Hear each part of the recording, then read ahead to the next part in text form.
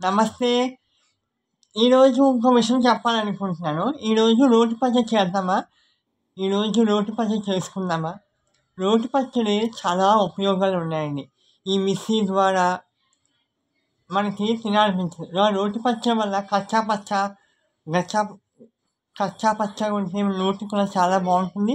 ఆరోగ్యంగా ఉంటుందండి.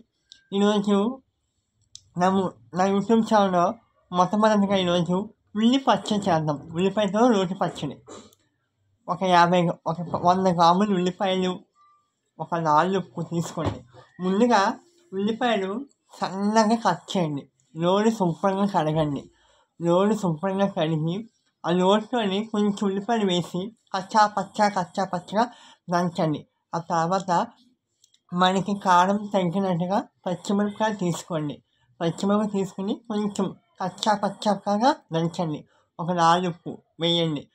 కారం మీకు తగిన కారం కావాలంటే కలర్ కోసం 2 చెంచాల కారం వేయండి. ఒక పసుపు వేయండి.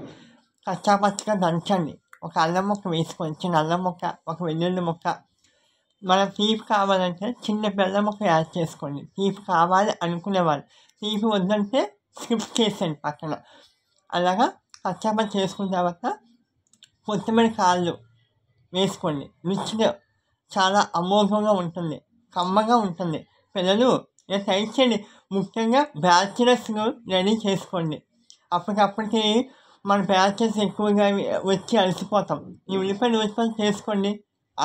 ఆరోగ్యం వేగం అయిపోతుంది. పిల్లలు ఏమంటారు?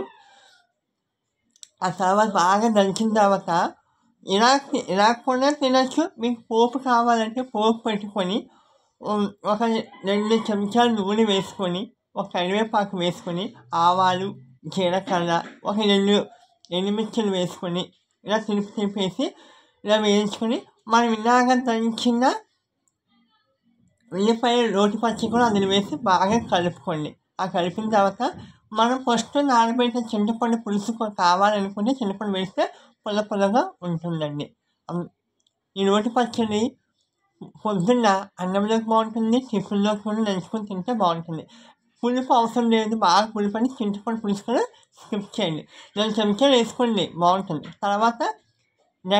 తర్వాత ఒక చిన్న నిమ్మకాయ పిండి వేసుకుంటే బాగుంటుంది. పుల్లగా బాగుంటుందండి. ఏమంటారు? అందరూ బాగుండాలి, అందరూ మనం ఉండాలి. ఈ రోటి పచ్చడి చాలా ఆరోగ్యంగా ఉంటుందండి. అందరూ బాగుండాలి, అందరూ మనం ఉండాలి. అలాగే తర్వాత ఎన్నెన్నో ముఖ్యమైన విషయాలు కూడా చెప్తాను. సబ్స్క్రైబ్ చేయండి.